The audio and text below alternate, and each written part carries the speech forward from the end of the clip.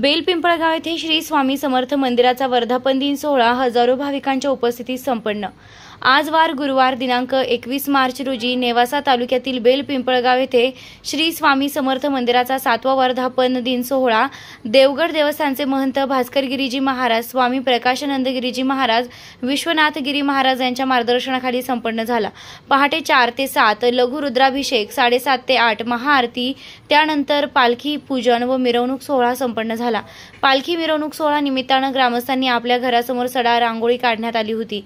तर पालखी सोहळ्यात श्री हनुमान विद्यालयाचे विद्यार्थी व विद्यार्थिनींचे लेझिम पथक, भजनी मंडळ, वाघ्यांचं पथक सह भाविक भक्त मोठ्या संख्येने सहभागी झाले होते। स्वामींची पालखी भाविकांच्या घरासमोर येताच भाविकांनी पालखीचं पूजन केलं। तदनंतर स्वामी विश्वनाथ गिरीजी महाराज यांचं प्रवचन होऊन महाप्रसाद कार्यक्रम संपन्न झाला। तर दुपारी 2 ते 3 दास दिगंबर स्वामी गाव खडी रत्नागिरी यांचं प्रवचन संपन्न झालं। दुपारी 4 ते 6 प्राध्यापक डॉक्टर गजानन महाराज वाव्हळ पुणे यांचं कीर्तन संपन्न झालं। त्यानंतर महाप्रसाद कार्यक्रम संपन्न झाला। तर सायंकाळी 7:30 वाजता महाआरती संपन्न झाल्यानंतर फटाक्यांची आतिषबाजी करण्यात आली। या संपूर्ण कार्यक्रमाला श्री स्वामी समर्थ महाराज सेवेकरी, भाविक भक्त व ग्रामस्थ महिला भगिनी उपस्थित होते। कार्यक्रमानिमित्तानं तालुक्यासह जिल्ह्यातील राजकीय, सामाजिक, शैक्षणिक, वारकरी क्षेत्रातील प्रतिष्ठित मान्यवरांनी कार्यक्रमाप्रसंगी भेटी दिल्या आहेत। स्वामी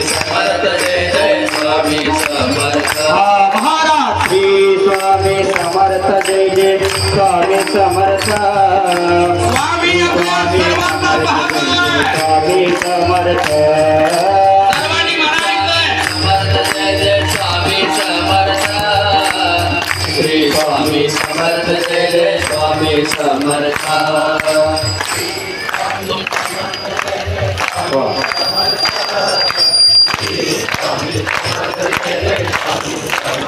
स्वामी समर्थ मंदिराचा आज 7वा वर्धापन दिन सोहळा आपण मोठ्या आनंदाने उत्साहाने साजरा करत राहिलेलो आहे।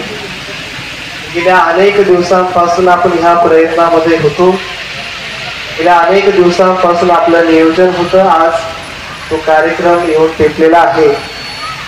मोठ्या उत्साहाने भक्त मंडळ, सेवेकरी मंडळ, सर्व मंडळ, ग्रामस्थ, पंचक्रोशी सर्वजण मोठ्या उत्साहाने हा कार्यक्रम साजरा करत राहिलेलो आहे। सकाळी आपण बघितलं की रुद्राभिषेक झालेला आहे, त्याच्यानंतर महाआरती झालेली आहे, मंगल आरती झालेली आहे आणि त्याच्याही नंतर भव्य अशी मिरवणूक आपण संपूर्ण गावभर काढलेली आहे। मोठ्या उत्साहाने मिरवणुकाचा सोहळा या ठिकाणी पार पडलेला आहे। सुंदर अशा पद्धतीने पैठणून आलेले आमचे महाराज व सर्व शिष्यमंडळ, लेझिम पथक, हनुमान विद्यालय, प्राचार्य, तसेच सर्व ग्रामस्थ, सेवेकरी मंडळ, गंगाचल मित्र मंडळ, स्वामी समर्थ भक्त मंडळ, पुरुष मंडळ, ग्रामपंचायत, सरपंच, माजी सरपंच, सदस्य व माजी उपसरपंच सर्वजण या ठिकाणी होते।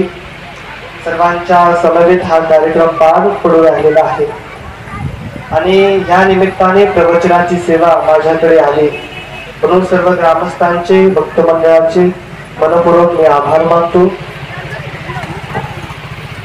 श्री परमपूज्य गुरुवर्य वंदनीय देवगडचे बाबा, आदरणीय सन्माननीय शांतीब्रह्म श्री भास्कर गिरीजी महाराज यांच्या कृपा आशीर्वादाने, मार्गदर्शनाखाली, तसेच परमपूज्य महंत स्वामी श्री प्रकाशानंद गिरीजी महाराज यांच्याही माध्यमाखाली, मार्गदर्शनाखाली हा मोठा उत्सव या ठिकाणी साजरा होत आहे। अंगामध्ये तो अल्लडपणा नसतो, त्यांच्या लेकराच्या अंथरुणामध्ये जाऊन कधी कधी स्वामीनं झोपावं, त्या चोळप्पाच्या बायकोनं पुरणपोळी बनवण्याकरिता हरभारे भरडले आणि भरडलेले हरभारे स्वामीजीनं गाईला खाऊ घालावे, बायको आली त्या चोळप्पाची आणि कपाळावर हात मारून घ्या। कधी स्वयंपाक चालू असताना चुलीमध्ये पाणी टाकावं, अंत पाहत होते, त्याच्यातल्या भक्तीचा अंत पाहत होते आणि हा चोळप्पा स्वामीच्या भक्तीला काठोकाठ उतरत होता। पण चोळप्पा हा स्वामीच्या जवळ आहे, स्वामीचा पट्ट शिष्य आहे, म्हणून बाकीचे सेवेकरी त्याच्यावर जोडत होते. एकदा महाराजांना वाटलं या सर्वांचीच आपण परीक्षा घ्यावी आणि स्वामीजी ज्या दिशेला जाणार आहेत कुणालाच कळत नव्हतं थांबणार कोण. कधी आयुष्यात त्यांनी सांगितलं नाही उठावं आणि त्या पंचक्रोशीमध्ये फिरत राहावं. महाराज निघाले, स्वामीजी निघालेले, स्वामीजीचं चालणं म्हणजे आपलं पळणं होतं. अगोदर सर्वजण पळायला लागले, चोळप्पा ही मागे मागे मागे मागे मागे मागे निघालेला. हळूहळू हळूहळू एक एक जण कमी व्हायला लागले. अरे कोणी मारायचं का काय, रखरखत ऊन आहे, पायामध्ये पायतन सुद्धा घालू दिले नाही. स्वामीजी जाणार कुठे, थांबणार कुठे, कुणालाच कशाचा मेळ नाही. एक क्षण असा झाला की स्वामीजी जाग्यावर थांबले, माग वळून बघितलं तेव्हा चोळप्पा सोडला तर एकही त्यांच्या मागे नव्हता. रागाच्या भरात चोळप्पाकडे पाहावं, स्वामीजींना म्हणावं, चोळ्या आत्ताच तुझ्याकडे वेळ आहे, मागे फिरायचं तर फिर.